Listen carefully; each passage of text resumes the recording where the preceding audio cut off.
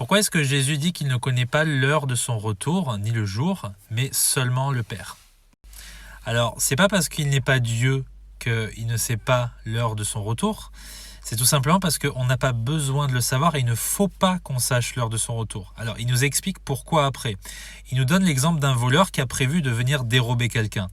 Si on est lundi, par exemple, et que le voleur a prévu de venir dérober jeudi, est-ce que vous allez veiller lundi, mardi et mercredi? Non, bien sûr que non, vous allez vous mettre à veiller jeudi. Eh bien, là maintenant, imaginez-vous que le voleur n'ait rien prévu comme date et vous dise seulement qu'il va venir vous dérober bientôt. Eh bien, vous allez forcément veiller tous les jours, vous allez être très attentif à sa venue.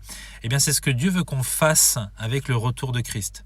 Il veut qu'on soit tout le temps attentif, il veut qu'on prêche l'évangile, qu'on soit des serviteurs actifs et qu'on ne soit pas des serviteurs passifs qui se disent « bon bah écoute, il va revenir à cette date-là, je vais me la couler douce ».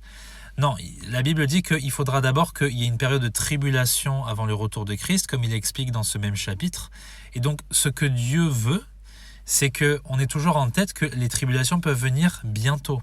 Et si elles viennent bientôt, eh bien, il faut qu'on soit trouvé comme juste aux yeux de Dieu, il faut qu'on prêche l'évangile, il faut qu'on soit actif dans notre ministère. Il ne faut pas qu'on soit feignant en sachant que bon, il va revenir dans 3 ans, donc pendant 3 ans, je peux me la couler douce. C'est pas du tout la perspective de Dieu. Dieu, il déteste la feignantise, il veut qu'on soit actif.